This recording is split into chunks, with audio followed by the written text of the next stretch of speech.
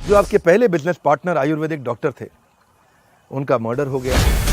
स्वदेशी रक्षक आंदोलन को आगे बढ़ाने वाले राजीव दीक्षित का अचानक उनके साथ ऐसा हो जाना, जब ऐसे प्रश्न उठते हैं तो आप क्या महसूस करते हैं? आलोचक जाएं बाहर में, वो अपनी ऐसी तैसी कराएं। आपकी दवाइयों में सस्पिशियस मटेरियल इस्तेमाल करते हैं, जैसे कि क्रश्ड ह्यूमन स्कल, कभी 5 करोड़ के टैक्स एवेजन का, कभी चीफ मिनिस्टर एनडी तिवारी के साथ सपोर्ट का। मैंने जिंदगी में जो कुछ पाया है वो किसी की मेहरबानी से नहीं पाया। वैसे भी हम तो पंगेबाज आदमी हैं। आध्यात्मिकता और नेशनलिज्म, हाँ, तो इसके नाम पे आप अपने बिजनेस को बिल्ड किया कि क्या कोरोनिल आज भी आप बोलते हैं कि ये एक मेडिसिन है या इम्यून बूस्टर है? तो आपको लगता है कि जिसको कोरोना है वो दवाई खा लेगा, वो ठीक हो जाएगा?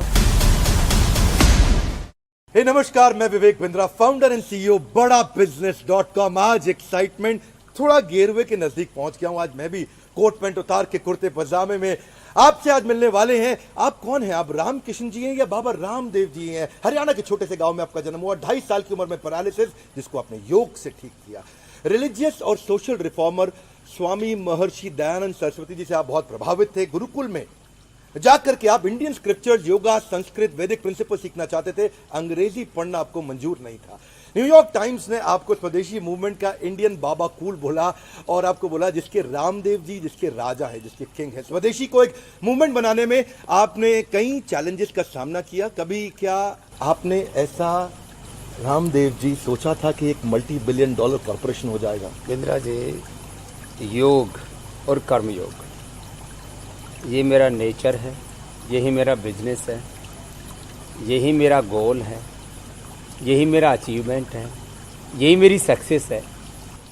और जो बाकी जिन चीज़ों को बिजनेस, एम्पायर और जो है ब्रांड या एक योग की सेलिब्रिटी, जो बाकी जो भी नाम देते हैं लोग, ये सब बाय प्रोडक्ट है। ये सब यदि अध्यात्म की भाषा में कहूँ तो ये कर्म के फल का परिणाम है और ये भगवान का विधान है। These are the by products of yoga and karma yoga. सुंदर, कर्म पे फोकस करो, फल तो आउटकम है, फल तो रिजल्ट है। आपसे दूसरा प्रश्न थोड़ा अलग सा है। ये दोस्ती हम नहीं तोड़ेंगे। 30 साल से ज्यादा समय की ये दोस्ती, जय वीरू की जैसी दोस्ती, वही राम याद आते हैं हमारे को। 1987 में पहली दफा आप गुरुकुल में आचार्य बालकृष्ण जी से मिले थे, एक योगा के एक्सपर्ट और एक दवाइयों के एक्सपर्ट। 2002 में आपने कैंप्स लगाए, टीवी पे आप आए, अवेयरनेस आपने आयुर्वेद पे बिल्ड करी। आपकी पार्टनरशिप को बहुत इसका क्रेडिट जाता है। देखिए, 2 तरह की फ्रेंडशिप होती है, फ्रेंडशिप फाउंड ऑन बिजनेस या बिजनेस फाउंड ऑन फ्रेंडशिप। या क्या फिनोमिनल पार्टनरशिप आपकी। प्रोडक्ट का एक कर रहे हैं, प्रोडक्ट का क्रिएशन आचार्य बालकृष्ण जी, और एक कर रहे हैं प्रोडक्ट का प्रमोशन स्वामी रामदेव जी। आचार्य जी 98.6% इक्विटी होल्डर हैं आपकी इस कंपनी में। फोर्ब्स के अनुसार 15वें सबसे अमीर आदमी हैं। आपकी बहुत अमेजिंग स्ट्रॉन्ग अंडरस्टैंडिंग है, आपस में बहुत प्रेम है, जो सालों साल से दिखता आ रहा है। पर कभी कुछ तो खटपट रहती होगी। एक खटपट बिंद्रा जी वहाँ होती है जहाँ कुछ चाहना हो, कुछ पाना हो, जहाँ पर पद, पैसा, प्रतिष्ठा, सम्मान, माने जो दुनियावी चीज़ें हैं, उनको लेकर के आदमी में संघर्ष होता है। और जब आपको अपने लिए कुछ चाहना नहीं है, कुछ खोना नहीं है, कुछ पाना नहीं है, बस अपना कर्तव्य निभाना है। जो अपना कर्तव्य उसी पर न्यौछावर हो जाना। ऐ मनुष्य तेरे जीवन का कुछ भी नहीं ठिकाना। देखो, ये सच है कि आज जहाँ हम खड़े हैं, जहाँ पहुँचे हैं, हमने कभी स्वप्न में भी नहीं सोचा। हम उन गांव की अंधियारी गलियों से आए हैं विवेक भाई, जहाँ पर आज भी कोई बस, कोई ट्रेन नहीं जाती। आज भी, आज़ादी के 70 वर्ष बाद भी, जहाँ पर कोई कॉलेज तो बहुत दूर की बात है। जिस वक्त मैं उस गांव में था, वहाँ उस समय 8वीं के बाद शायद ही कोई बच्चा गांव का पढ़ता था। बेटी तो एक भी नहीं पढ़ी लिखी। पहली बार मैंने माता पिता को प्रेरणा दे करके, शरीर के संबंध से जो बहन लगती है, उसने एमए और पीएचडी किया पहली बार गांव के किसी लड़के ने। गांव के ऊपर से हवाई जहाज जाता था तो हमको उसका तो नाम नहीं पता था कि इसको एरोप्लेन बोलते हैं, हम उसको चील गाड़ी बोलते थे। और उस ये नहीं पता था कि कहाँ से उड़ती है और कहाँ जा कर के टेक ऑफ और लैंडिंग तो आज शब्द हमें पता, उस समय तो ये भी नहीं पता था ये कौन लोग इसमें उड़ते हैं। और गांव में जब कोई थोड़ा बहुत किसी के पास दो पैसे हो जाते थे, बहुत ज्यादा पैसे तो होते ना, बोले ये बनने चला टाटा बिरला। हमको नहीं पता था टाटा बिरला हमारे आगे पीछे होंगे तो मीन्स जिंदगी में और कभी चाहना नहीं थी कि मुझे किसी से मिलना है। मैंने किसी से कोई अपॉइंटमेंट नहीं लिया। ये अलग बात है कि देश के टाटा बिरला अडानी अंबानी से लेकर के राहुल बजाज जी से लेकर के और कोई बचा नहीं है, चाहे अलन मित्तल हैं, चाहे वो अनिल अग्रवाल हैं, चाहे हिंदुजा ब्रदर्स हैं। इस देश के करीब 5 प्रधानमंत्री, करीब 5-6 राष्ट्रपति और करीब 25 मुख्यमंत्री तो यहाँ पतंजलि योगपीठ में उद्घाटन पे आ चुके हैं। तो कोई ऐसी तमन्ना नहीं थी मेरी कि कुछ पाना है जीवन में, बस इतना था कि कुछ करना है और उस करने में कोई कसर नहीं छोड़नी। पूर्ण ज्ञान, पूर्ण निष्ठा और पूर्ण पुरुषार्थ से जो हम एक्सट्रीम लेवल पर जाकर के कर सकते हैं। मेरे जीवन का एक मूल मंत्र है, विकल्प रहित संकल्प, अखंड प्रचंड पुरुषार्थ। और पुरुषार्थ कैसा? जिसमें पूर्ण विवेक हो। आप भी विवेक हो। आपकी माँ ने कितना अच्छा नाम रखा, आपकी माँ प्रभा बहुत अच्छी है। पूर्ण विवेक से, पूर्ण निष्ठा से और पुरुषार्थ की पराकाष्ठा का सातत्य अपने काम में झोंक देना, फिर जो हो उसकी परवाह नहीं करना। वैसे भी हम तो पंगेबाज आदमी हैं चाहे वो विदेशी कंपनियों के साथ पंगा है, पॉलिटिकल पंगा है, सोशल है, रिलीजियस है। जहाँ भी हम देखते हैं कि कुछ इनजस्टिस है, ढोंग है, आडंबर है, पाखंड है, अंधविश्वास है, जो इलॉजिकल है, इमोरल है, उसके खिलाफ डट करके खड़े हो जाते हैं। फिर चाहे सब कुछ मटिया मेट हो जाए, कोई परवाह नहीं, क्योंकि कुछ माना है ही नहीं ना। विकल्प रहित संकल्प, ऐसा संकल्प जिसमें कोई ऑप्शन नहीं है, कंप्लीट कंपल्शन है। नेशनल टीवी से आप एक हाउस होल्ड नेम बने। 2001 में आप संस्कार चैनल पे आए, 2003 में आप आस्था चैनल पे आए।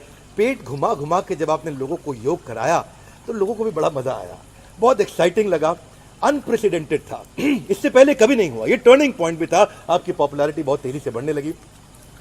पर 2005 में कम्युनिस्ट पार्टी की वृंदा कारत ने दिव्या फार्मेसी पे कई आरोप लगाए कि आपके वर्कर्स को आप पूरा पैसा नहीं देते हैं, आपकी दवाइयों में सस्पिशियस मटेरियल इस्तेमाल करते हैं, जैसे कि क्रश्ड ह्यूमन स्कल, या प्रोडक्ट जो है रीपैकेज हो रहे हैं, प्रोडक्ट बनाता कोई और है, आप खाली इसको रीपैकेज कर देते हैं। कभी 5 करोड़ के टैक्स एवेजन का, कभी चीफ मिनिस्टर एनडी तिवारी के साथ सपोर्ट का, लेकिन उसके बावजूद आपका करेज और आपकी कंसिस्टेंसी बनी रही। हर बार आप आए, बाहर निकल के आए, कई बार आपके खिलाफ FIR हुई, लेकिन आप हर बार बाउंस बैक करते रहे। इस बाउंस बैक के पीछे, ये लगातार वापस खड़े होकर के विकल्प रहित संकल्प के पीछे क्या मूल मंत्र है? आप यदि सच्चे हैं, आपकी नीयत में कोई खोट नहीं और आपने लॉ को वायलेट नहीं किया है। लॉ 3 तरह का होता है, एक भगवान का विधान, एक देश का संविधान कानून और एक समाज के भी कुछ कानून। मैंने भगवान के विधान का कभी अतिक्रमण नहीं किया, मैंने समाज की मर्यादाओं को कभी नहीं तोड़ा, नहीं छोड़ा, और मैंने देश के कानून, नियम, संविधान का कभी उल्लंघन नहीं किया। हमारी हैसियत क्या है, इसी से भगवान करा रहा है। तो वो हम भजन गाते ना, एक बहुत प्रसिद्ध सा भजन, मेरा आपके कृपा से सब काम हो रहा है, करता है मेरा मालिक, मेरा नाम हो रहा है, मेरा आपके कृपा से सब काम हो रहा है। तो हमने अकर्ता भाव से सब काम किया, निष्काम भाव से। इसलिए मैं बेधड़क हूँ, निर्भय हूँ, निर्वैर हूँ, निर्भार हूँ। Agriculture, industry, social, political, economic, health, education, research, सैकड़ों काम में करता हूँ, लेकिन सब कुछ करके निर्भर रहता हूँ। जहाँ तक विवादों का प्रश्न है, तो विवाद होना तो बड़ा शुभ होता है। मोस्ट कंट्रोवर्शियल स्वामी रामदेव, ऐसे मेरे ऊपर टैग लगा हुआ है। मैं कहता हूँ भाई, मैं किसकी भैंस खोल ली भाई, मैंने किसके खूड उबा लिए, किसकी चोरी छोरी छोड़ दी, क्या कर दिया भाई। हमने कहा भाई हमने कुछ गलत नहीं किया, तुम लाख प्रश्न पूछो। आप तो फिर भी सभ्य भाषा में प्रश्न पूछ रहे, बड़े विवेकी, नाम ही विवेक विद्या। मुझसे तो लोग कितने उटपटांग प्रश्न पूछते थे। मैं एक ही बात कहता था भाई, पहली बात तो भाई आदमी कितनी खोपड़ी लाएंगे, कहाँ की टनों की मात्रा में, क्योंकि करोड़ों लोग हमसे जुड़े थे, उनको उपलब्ध कराते। और जहाँ तक वर्कर्स का प्रश्न है, आज हमसे डायरेक्ट इनडायरेक्ट करीब 5 लाख लोग रोजगार पाते हैं। एक आदमी नहीं कह सकता कि स्वामी रामदेव ने, आचार्य बालकृष्ण ने उनका शोषण किया, बल्कि जब हमारे पास कुछ न था, विवेक जी हमारी यात्रा 1995 से शुरू होती है, तब हमारे पास में एक वर्कर को देने के लिए 500 रुपए भी नहीं हुआ करते थे पूरे। कुछ बच्चे थे हमारे यहाँ पर जो 1-1 लाख रुपए अभी भी हैं, एक दो उनमें दुर्भाग्य से चले गए। एक लड़का पीछे योगेश गया, बड़ा प्यारा बच्चा था हमारा, वो आया था तब उसको 2000 रुपये मिला करते थे, वो बाद में आया था थोड़ा 5-7 साल बाद। शुरू में जो बच्चे थे, एक लड़का प्रदीप है, उसको तो हम 500 रुपये दिया करते थे, आज उसकी शायद 50,000 से ऊपर सैलरी होगी। मीन्स हमने पहली बात तो ये सैलरी वाला जो कॉन्सेप्ट था, ये हमारे साथ आया 2000 के आसपास। उससे पहले तो हमारे पास अपनी इच्छा से लोग रहते थे, हमारे पास जितना होता था दे देते थे। हमारे पास 1995 में पहली बार ट्रस्ट की जो बैलेंस शीट जो ऑडिट होकर के गई हमारे चार्टर्ड अकाउंटेंट एनसीए से, वो पूरी बैलेंस शीट साल भर की 75,000 रुपये की, 1 लाख रुपए से कम की थी जितनी भी थी। तो हमारे लिए पैसे कोई मानी नहीं रखता था। जब हमने सिस्टम एंड प्रोसेस प्रोटोकॉल्स को फॉलो करना शुरू किया, जो भी सरकार के, उस समय करना शुरू कर दिया। हमने किसी का हक नहीं मारा, हमने किसी का हक छीना नहीं, बल्कि जो नाहक चेष्टा कर रहे थे हिंदुस्तान में, ईस्ट इंडिया कंपनी से लेकर के और यूनिलीवर तक, Coca Cola, Pepsi, PNG, Colgate तक, उनके गेट बंद किए अच्छी तरह से। हाँ, वो हम मानते हैं कि करीब 1000 लाख रुपए उन लोगों ने लूटे, उसको नहीं छोड़ना। वो तो अभी भी हम लगे पड़े हैं, और आज भी करीब करीब हिंदुस्तान के 80% स्टेट्स में हम कोलगेट से आगे हैं। जी जी, पूरे उसके तो डेटा है, आंकड़े हैं, कोई निकाल नहीं सकता उनको। कि आपने आज जो बात किया विदेशी कंपनियों के विषय में, आपने बात किया कभी कोलगेट का और अलग अलग ब्रांड्स का। आज हमारे 1,40,00,000 सब्सक्राइबर्स को एक बात महसूस हुई होगी जो मुझे महसूस होती है, कि आप उस सुंदर से सख्त नारियल की तरह हैं जो ऊपर से तो कड़क और कठोर दिखते हैं, लेकिन अंदर से मुलायम, आपके भगवान के भजन और अपना सारा क्रेडिट भगवान को देते हुए। ये अच्छा लगा बहुत, आपकी विनम्रता देख के इंस्पिरेशन मिलती है। पर थोड़ा सा एक कठोर दिशा में जाना चाहता हूँ। जाओ। 3 जगह हमने सुना आपके बारे में कंट्रोवर्सीज आई। एक, जो आपके पहले बिजनेस पार्टनर आयुर्वेदिक डॉक्टर थे, उनका मर्डर हो गया। दूसरा, वो कंट्रोवर्सी आप पे आती है दूसरी भी, कि आपके जो गुरु थे, गुरु शंकर देव जी, उनके विषय में कुछ कंट्रोवर्सी सुनने को मिली। और तीसरे, स्वदेशी रक्षक आंदोलन को आगे बढ़ाने वाले राजीव दीक्षित का अचानक उनके साथ ऐसा हो जाना। तो ये 3 प्रश्न सही है गलत नहीं, इस पे मैं जजमेंट नहीं लूंगा, इस पे आप पहले भी उत्तर दे चुके हैं। पर मैं चाहूंगा कि आज हमारे चैनल के माध्यम से ये 3 बड़ी कंट्रोवर्सी, स्पेशली राजीव दीक्षित जी के विषय में कई बार लोग हमसे पूछते हैं, तो अगर आज आप इस मंच के माध्यम से इसके विषय में कुछ कहना चाहते हैं। चलो मैं 3 बातों कर देता हूँ। पहली बात तो हमारा कोई बिजनेस पार्टनर नहीं, अभी तक भी नहीं जी। अब कोई भी आदमी मर जाए और ये कहते कि उसका मर्डर हो गया, जी, तो ये तो बहुत बुरी बात है। आपके घर में कोई, आपके माता पिता भी काफ़ी आयुष्मान हैं, कोई दिक्कत नहीं, लेकिन आपके दादा दादी परदादा कोई तो घर में मरा होगा जी, और उसको कोई ये कि आपने अपने माँ, अपने दादा दादी, अपने नाना नानी का मर्डर कर दिया, कितना आपको बुरा लगा। लेकिन कोई आदमी अपनी मौत, कोई मर गया। अभी कोई एक सन्यासी थे, हमसे कोई दूर दूर का रिश्ता नहीं। वो हमारे शुरू में आयुर्वेद का एक लाइसेंस लगता है, वो लाइसेंस उनका लगा हुआ था, कोई योगानंद जी थे, कोई रिश्ता नहीं उनके साथ हमारा, वो उनका लाइसेंस लगा हुआ था। और सच्ची बात है कि वो कभी आश्रम में नहीं आए, एक बार भी नहीं आए होंगे कोई आयुर्वेद के काम के लिए। हमको कोई उस समय पता नहीं था कि भाई वो आयुर्वेद का लाइसेंस है। वो हम उनसे, वो मिले थे हमसे, एक कोई दूसरा कोई एक योगाश्रम है या पातंजलि योगधाम, वहाँ वो रहते थे, क्योंकि हम गुरुकुल के पढ़े हुए थे, वो भी महर्षि दयानंद के शिष्य थे। तो बोले मेरा एक वो पड़ा हुआ है सर्टिफिकेट, लगा लो आप। हमने सर्टिफिकेट लगा दिया। अब वो बीच में उनका स्वाभाविक मृत्यु हो गया। उनका क्या लेना देना हमसे, कोई बिजनेस पार्टनर नहीं, हमसे कोई सैलरी नहीं लेते थे। अब मर गए, बोले वो मर्डर हो गया। राजीव दीक्षित, अभी तो ये जो है इसके रायपुर के पास क्या है वो जो भिलाई के हॉस्पिटल में, वो सारे डॉक्टर जिंदा हैं। तुम एक बार जाकर इंटरव्यू ले आओ, कम से कम मेरा ये बोझ हल्का कर दो, इतना काम कर लो आप मेरे पास आज इंटरव्यू के लिए। देखो मैंने आपको कितना समय दिया, कितने प्यार से आपसे बात कर रहा हूँ। वो हॉस्पिटल में जाके एक इंटरव्यू लेके आ जाओ, वो सारे डॉक्टर हैं वहाँ। उसको हार्ट अटैक हुआ, वो हार्ट अटैक से बेचारा मर गया। अब उसको भी इसकी नेचुरल डेथ, मतलब हार्ट अटैक वाली डेथ को मर्डर कर दिया। कितनी बुरी बात है।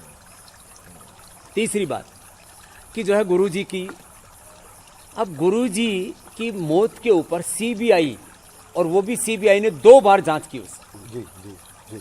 और उन्होंने 500 लोगों को उठाया पूरे हिंदुस्तान से, 500 लोगों को, और उन्होंने भी ये निष्कर्ष निकाला कि अभी तक भी पता नहीं लग पाया कि उनकी मृत्यु कैसे हुई। जी जी।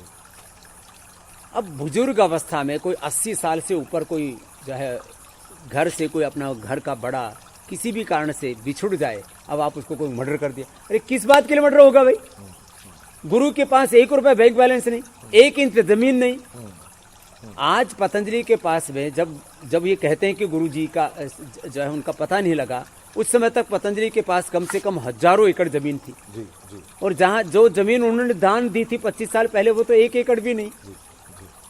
अब उस गुरु के पास, जिसके पास 1 इंच जमीन नहीं है, 1 रुपया बैंक बैलेंस नहीं है, जिसने जिंदगी में कभी किसी का बुरा नहीं किया, और मुझसे मेरा कोई भी जो है कर्तृत्व देश से छिपा नहीं, जी जी। उन गुरु जी का किसी से कोई बैर नहीं। और मेरा एक बार ऊंची आवाज में जिनसे बात ना हुई है। मैं स्कॉटलैंड में था, यूके में कैंप कर रहा था, उस समय अचानक उनका पता नहीं लगा। आपके ऊपर ये भी प्रश्न उठता है कई दफा कि आप आध्यात्मिकता और नेशनलिज्म, हाँ, तो इसके नाम पे आप अपने बिजनेस को बिल्ड किया, मीडिया अटेंशन बिल्ड किया, अच्छी प्राइसिंग किया, रिटेल आउटलेट्स बिल्ड किए, वो खूब वैरायटी ऑफ प्रोडक्ट लेके आए, लेकिन स्वदेशी फैक्टर को क्या इस्तेमाल किया गया? आप हालांकि फॉर्मल बिजनेस डिग्री नहीं थी आपके पास, लेकिन फिर भी पूरी एफएमसीजी इंडस्ट्री को आपने हिला दिया। सारी एमएनसी आज अपने प्रोडक्ट को रिवैम्प कर रहे हैं। आज लोग बोल रहे हैं कि आपके टूथपेस्ट में नमक है। आज तरह तरह के नए नए ब्रांड आ रहे हैं आपके दंत कांति को देख के। ये कहा जाता है कि पॉलिटिकल कनेक्शंस के चलते आप गवर्नमेंट स्क्रूटनी से बचते रहे, और क्योंकि आपका इकोनॉमिक इंडिपेंडेंस और नेशनलिज्म ये मजबूत मुद्दा है जिससे इमोशन साथ में जुड़ जाते हैं। हालांकि jealousy is a good indication, जैसा आपने बोला people don't get jealous with the losers, you have been successful, इसीलिए लोग कभी कभी जेलसी रखते हैं आपके प्रति, कभी कभी नहीं, मैं कहूँगा ज्यादातर। लेकिन आपका क्या व्यू है आज स्पिरिचुअलिटी, बिजनेस और पॉलिटिक्स? ये आपके लिए एक अनबीटेबल सक्सेस मंत्रा रहा? देखो, मोदी जी आए 2014 में, जी, ठीक है, और पतंजलि का जो ग्रोथ रेट है 2009 से लेकर के 2013 तक, वो 100 से 200% का है। तो किसी गवर्नमेंट की मेहरबानी से नहीं। करेक्ट। और स्वामी रामदेव ने जाति को, मजहब को, राजनीति को, किसी भी ढोंग, आडंबर, पाखंड, अंधविश्वास को अपनी सीढ़ियां नहीं बनाया, बैसाखियां नहीं बनाया। और दूसरी बात, मैं किसी का मोहताज नहीं। और एक अल्टीमेट बात यह है कि मैंने जिंदगी में जो कुछ पाया है वो किसी की मेहरबानी से नहीं पाया, न किसी कॉर्पोरेट घराने की मेहरबानी से, न किसी राजनीतिक घराने और राजनीतिक पार्टी या राजनीतिक व्यक्ति की मेहरबानी से, बल्कि उनको मैंने दिया है। कुछ लोग घबरा जाएंगे इसलिए बोलूंगा नहीं। मैं यदि चाहता तो अब तक राजनीति में जिसको लोग प्रधानमंत्री बोलते हैं, राष्ट्रपति बोलते हैं, वो पा सकता था, और आगे भी चाहूं तो पा सकता हूं, लेकिन मुझे पाना नहीं, क्योंकि मैं उसके लिए बना नहीं। मैं योग की महिमा गाने के लिए, वेदों की, ऋषियों की महिमा गाने के लिए, देश की, स्वदेशी की महिमा गाने के लिए, लोगों का उपचार करने के लिए, उपकार करने के लिए पैदा हुआ। लोग को व्यापार दिखता दिखने दो। मैंने ठेका नहीं ले रखा कि मैं सबके सब प्रश्नों का उत्तर दूं। तुमसे प्यार करता हूं इसलिए उत्तर दे दूंगा। बाकी जो है आलोक जाए पहाड़ में, आलोचक जाए पहाड़ में, वो अपनी ऐसी तैसी कराए। मैं अपना काम कर रहा हूं ना। मैं भगवान के लिए जवाबदेह हूं, मैं देश के संविधान के लिए जवाबदेह हूं। जो करोड़ों लोग मुझ पर विश्वास करते हैं, मैं उनके लिए जवाबदेह हूं। बाकी तो ठीक है, बातचीत होती है, विवाद होते हैं, मुझ पर कम से कम नहीं होंगे तो 1000 से ज्यादा तो अब तक एफआईआर और केस हो चुके हैं, नॉन अवेलेबल वारंट हो चुके हैं, डबल सीबीआई की इंक्वायरी हो चुकी है, डबल। आप कहते हो फेवर, किस बात का फेवर? हाई कोर्ट से लेकर के सुप्रीम कोर्ट तक का हम किसी को बोलते नहीं, वो अलग बात है, और मुंह खोलते नहीं। क्यों खोले? फालतू में क्यों बकबक करना? पक्ष की गवर्नमेंट हो या विपक्ष की गवर्नमेंट हो, हमारे ऊपर हर समय कम से कम 100 केस चल रहे होते हैं। हर महीने का वकीलों का खर्चा कभी लाखों में, कभी करोड़ों में होता है। और अभी तक कितने करोड़ रुपए खर्च हो चुके हैं, और उसमें फिर लोग और दुख होगा कुछ लोगों को। इसलिए ये छोड़ दो बात तो आपने कि ये बात किसके तो- फेवर से हम आगे बढ़े।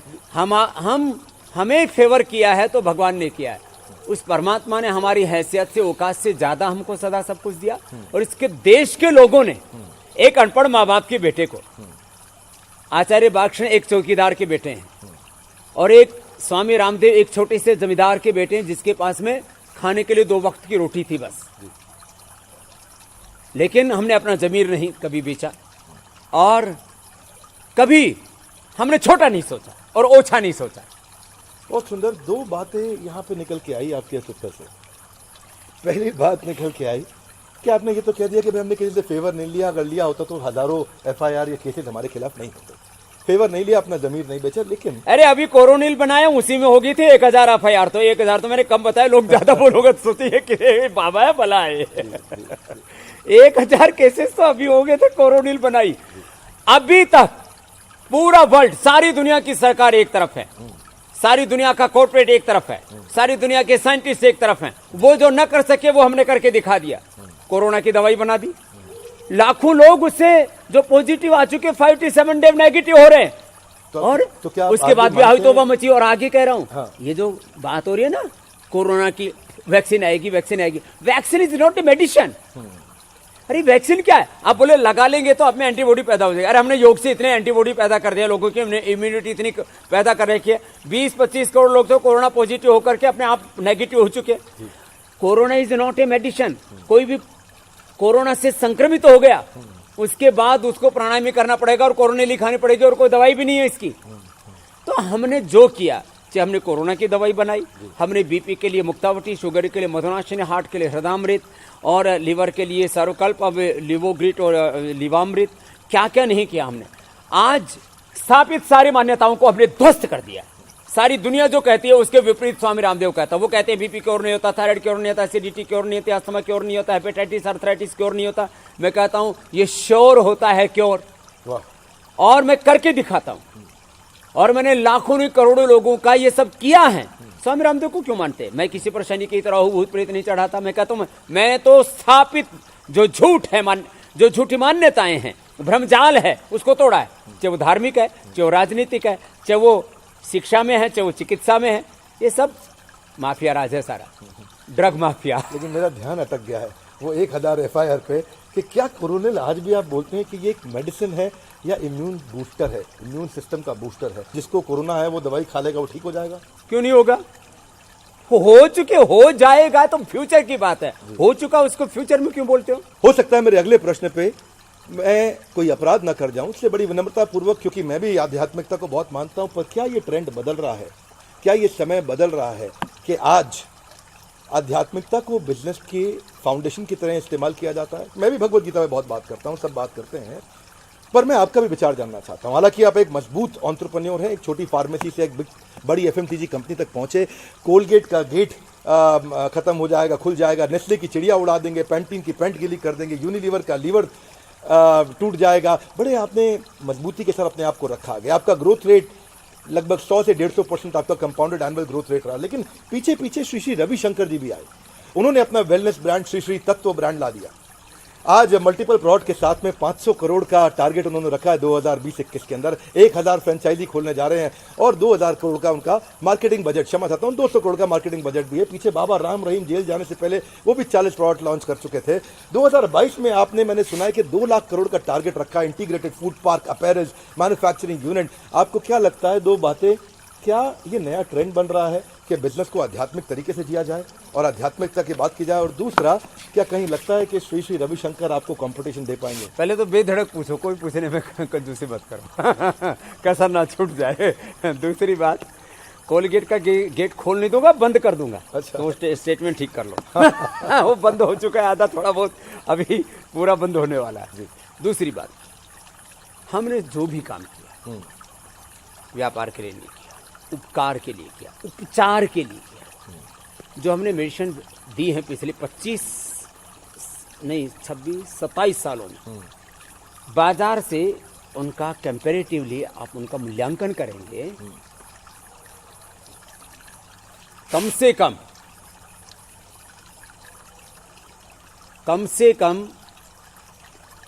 4-5 हजार करोड़ रुपए कम कीमत में हमने लोगों को औषधियां उपलब्ध कराई। 4-5 हजार करोड़ रुपए एमआरपी में डिफरेंस मिलेगा, हमने कम मूल्य में दी। बहुत अफोर्डेबल मोती है। पिष्टी बाजार में 300 रुपए की, झंडू है, डाबर है, वैद्यनाथ है, जो भी देखो, मैं ये विदेशी कंपनियां नहीं है, इनके साथ कोई कंपटीशन नहीं है, ये देती है मोती पिष्टी लगभग 300 रुपए की। जी जी। पतंजलि देता है, दिव्य फार्मेसी हम देते हैं 30 रुपए की। ये तो एक प्रोडक्ट की मैंने बात की। आप देख लो, शंख कपर्दक, मुक्ता, शुक्ति, रस रसायन, भस्म, पाक पिष्टी, चूर्ण, अवलेह, जो भी है सबका कंपेरेटिव देखोगे, हम 10 रुपए की देते हैं, वो 50 रुपए की, 60 रुपए की, 70 रुपए की, 100 रुपए की। ये कोई भाव होता है? लोगों का पागल बनाया। हमने लोगों का पागल नहीं बनाया, हमने लोगों को अपना परिजन मान के, स्वजन मान करके raw material cost, processing cost, transportation की कॉस्ट, डिस्ट्रीब्यूशन की कॉस्ट और विज्ञापन की कॉस्ट तो हमारी लगभग आधा % भी नहीं होती है। हमने लोगों को चीज़ें उपलब्ध कराई और सात्विक चीज़ें उपलब्ध कराई और लोग खुद उसको महसूस करते हैं। ये कोई कहने की बात नहीं है। आप बहका सकते हो जो है 1-2 साल के लिए, 5 साल के लिए, आप 3 दशक तक लोगों को नहीं बहका सकते। जो माता पिता मेरे पास सीखने के लिए आते थे ना योग, उनके बेटे और उनके अब पोते हो चुके हैं। 3 पीढ़ियों को मैंने अपने साथ जोड़ा है, 3 पीढ़ियों को विवेक।